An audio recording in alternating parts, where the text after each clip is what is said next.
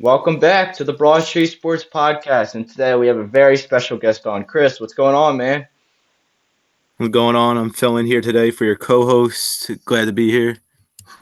That's good, that's good, that's good. So, first and foremost, we're going to go back to the normal format we were before. We're going to kick off with football. If you guys seen, it's been a while since we posted a video. The last time we actually did was the live stream we did with Eagles Niners. So, first, we're obviously going to talk about football, but first and foremost, we have to talk about that downfall the Eagles had at the end of the season. What were your thoughts watching that occur, Chris? Personally, I think it's the coaches. I think the team were pointing fingers at each other, and that's what the coach's job is, to unite the team. And I think they just made them split apart more. And I think if our team came together as an actual team, we could have actually made the Super Bowl and possibly won. Yeah, no, I totally agree with that because I said this to a lot of people. I feel we should have won it last year because we had the team to do it. And if we would have made the right adjustments halfway through the season this year, we easily could have gone back again. It just sucks to see. Yeah, Yeah, yeah. But any other thoughts you want to talk about? Yeah, personally, I think this year's Eagles team was just about the same, if not better than last year's, with the addition of Kevin Byard and the same offensive line. I think we definitely could have made the Super Bowl if it wasn't for that split that we got like right after Christmas. Oh yeah, definitely for sure. And something that also was much better, I felt the run game was much better. DeAndre Swift felt a lot more explosive than Miles Sanders ever did, and I hope we can re-sign him because I feel like if we do, sky's the limit for this team next year. I can agree with that. All right, so what we just gave a little side to that. Now we're going to talk about the rest of the season, which was definitely eventful. We had a lot of things happen. A lot of teams have really high up and really like go down, but obviously the playoffs. What did you think of the playoffs as a whole?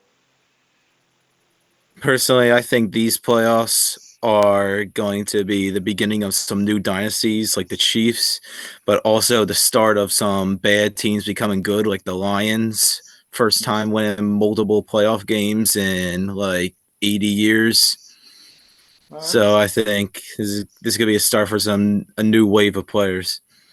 Yeah, I definitely agree with that. So actually, that brings me into my next question. What's one team you could see going in that was in the playoffs that could have a wet like go up, be positive next year, and what's one team you see from the playoffs that could go down? Personally, I'm thinking Texans, if they have a good draft, I think they can definitely go up this season, possibly as like a 2 seed if they have a good enough season. And personally, I think a team that's going to go down is the Browns. A lot of people are saying Browns are going to do good next season, but I think they just got lucky. Oh yeah, I could see that because I don't know if you saw it from the reports right now. The text like Saquon Barkley has been linked to the Texans a lot, and it's like a lot of Yeah, people are backing it up, which I feel like if they got him, their offense will go to the next level because you get Tank Dell back in the middle of the season, which he was a deadly duo with C.J. Stroud this year, probably the best rookie duo in a little while, and I think they have the right coach in D'Amico Ryans, who I don't know how he didn't win the Coach of the Year, and then you got C.J. Stroud, probably one of the best prospects out of this year's draft, without a doubt, and could be a future Super Bowl winner, which I think he's very good. yeah. And about the Browns, personally, I think Joe Flacco is not the answer. He's getting way older. He was just a one season wonder. He's not going to do anything. So if the Browns want any shot of making the playoffs again, like all their fans are expecting, they're going to need almost a whole new quarterback room and probably some linebackers too. Oh yeah, definitely for sure. I agree with that. So like the what playoff game in your opinion was the like most exciting to watch? Which one was the most boring to watch? And which one showed like surprised you the most?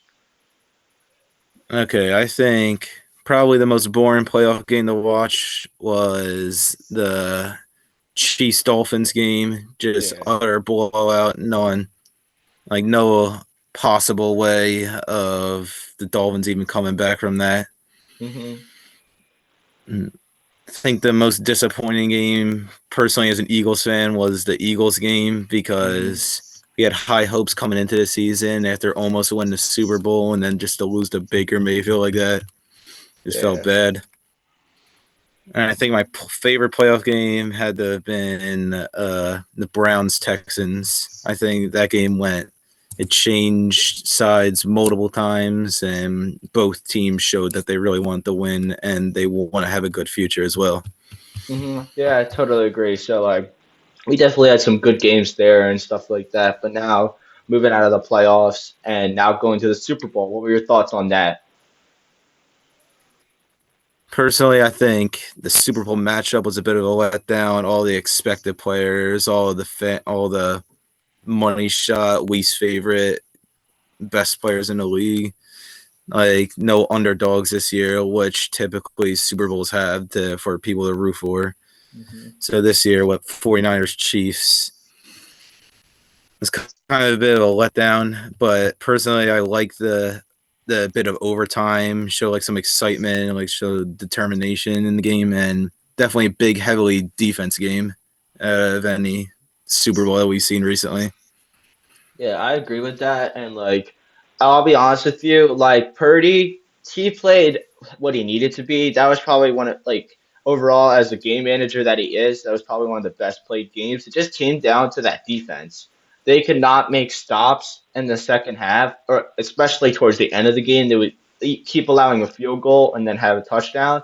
But then it also came down to Purdy showing that he's also a system QB because he had an all right game, but then it came down to him not playing well at the end. Like he was not able to like he was not able to dial down the blitzes because there was a couple times if he's able to handle them, they're easy big plays. Or even in overtime, he has Jawan Jennings wide open for a touchdown to take the lead on their first drive in overtime. So Yeah, I still think Brock Purdy has room to improve, especially from not even being expected to be drafted to now being a starting quarterback. So a lot of people think Brock Purdy's already there, but he definitely needs some more game knowledge, some better accuracy along with that. oh yeah, definitely for sure. And then now that we talked about the recap of the season, what are you looking forward to most in the off season? I'm looking forward to players moving teams because a lot of good players got stuck on some pretty bad teams this season, like Saquon on the Giants. And I think seeing good players wear new uniforms can really change the league like it did a few years ago when like Tom Brady, Devontae Adams, all those guys moved. Yeah, I definitely agree with that. I feel like most people look forward to free agency anyway, especially when the draft. It's always good and all. I feel like this year's draft is also going to be good, so that makes it even better on top of free agency. So yeah, but free agency at the same time, that's where you get the breaking news. That's the times you're always checking. You always have to look because you don't know who's going to get moved. It's unpredictable these days. Anybody could get moved. So. Yeah, totally agree. So we're just gonna move on football for now. Just thought we'd give a quick recap and then talk about free agency a little bit, the draft, all that stuff. Looking forward to that. Hopefully, a good NFL offseason as a whole. Now we're gonna move over to baseball, which we don't need to give much of a recap for, except for free agency. What were your thoughts on free agency and the players that got moved or signed with different teams? Yeah, this baseball free agency, probably the biggest money spending free agency all time, especially by the Dodgers. So again, Oh yeah. Otani, Yamamoto, Teoscar, all those players. They also I got think, glass. Yeah, they also got glass now. yeah, and So. Glass now. hmm Um, yeah, but I think um, Cubs were a real big letdown. A lot of people were expecting them to spend big, but Yeah. really went for no one.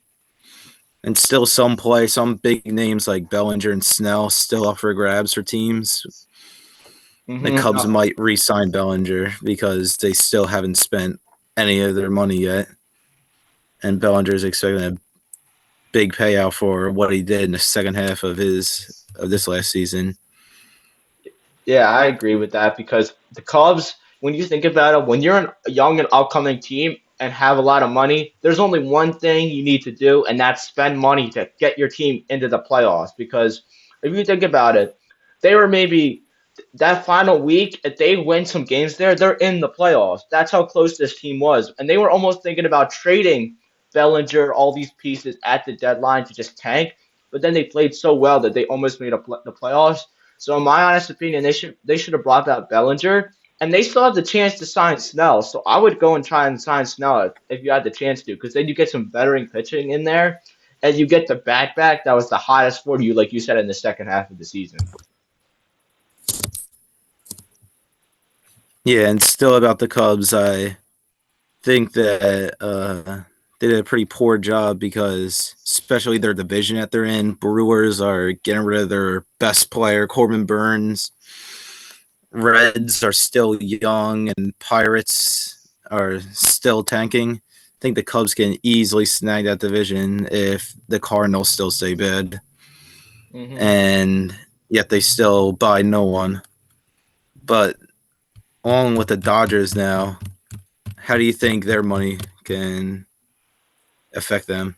I honestly think, to be honest with you, I think the Dodgers, they spent so much money, but I don't know how it's going to mesh. Because don't get me wrong, they have one of the best pitching rotations in the league.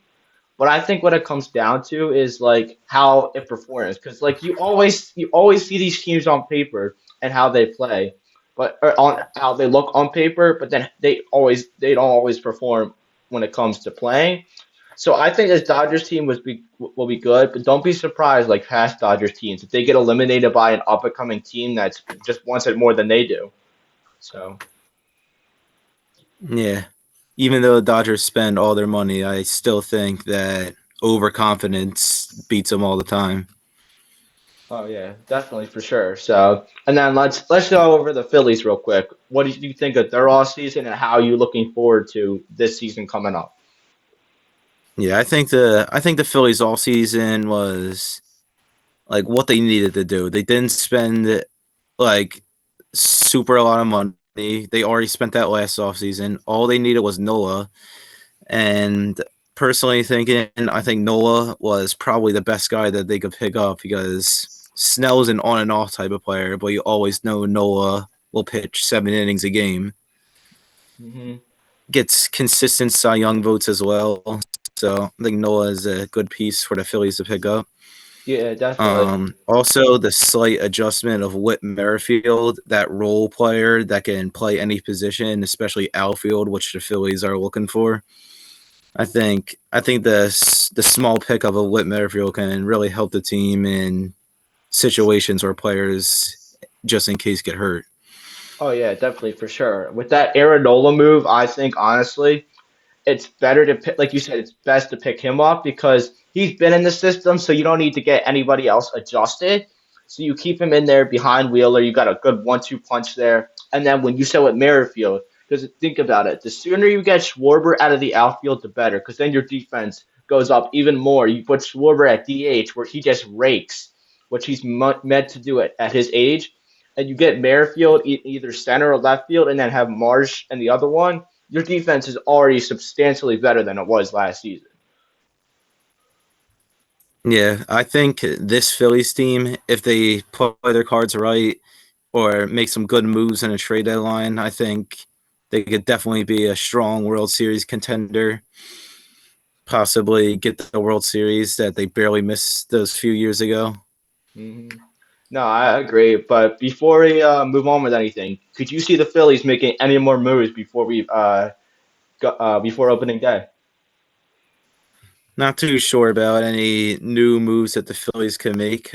Possibly picking up more guys for the bullpen because I think the Phillies right now are having Alvarado lefty at closer, which is not optimal for the bullpen. Hmm. So I think one like secure guy that we can rely on closer. I think that will fully flesh out this team. Yeah, I agree with that because I feel like the more bullpen you get, the better. But I don't know if you saw this report that came out. Apparently, the Phillies they wanted to interview Yamamoto or like bring him in, and they were willing to like if it came out that the Phillies were offering him the most money. He got offered more by us than he did the Dodgers, but never met with us. So Yeah. Yeah, but So if we go just get ahead. that last bullpen arm, and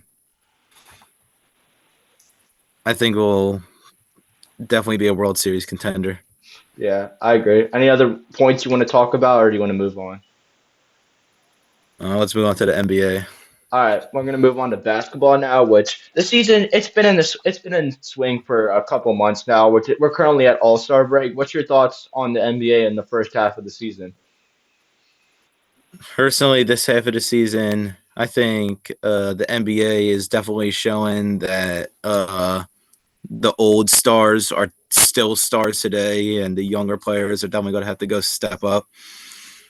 Like Carl Anthony Towns, Damian Lillard, LeBron, all these guys are still staying as consistently top in the league.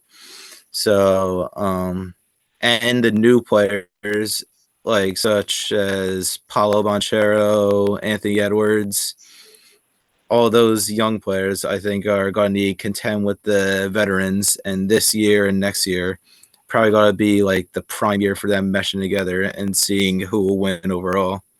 Yeah, no, I agree with that. I definitely think it's definitely been shown, but you got to think about it. The rookies this year, I feel like they've been pretty good. They've made their impact. Obviously Victor Wembanyama, he's been a beast so far, and it looks like a future like superstar in this league. But I there's something I want to talk about in this season. What were your thoughts on the in-season tournament, game wise and as a whole?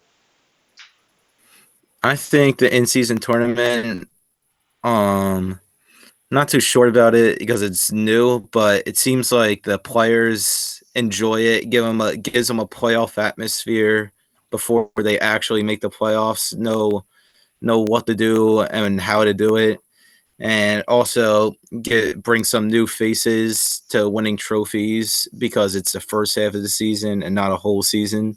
So like seeing Indiana in the finals is pretty unique because they had a star starting part of the season.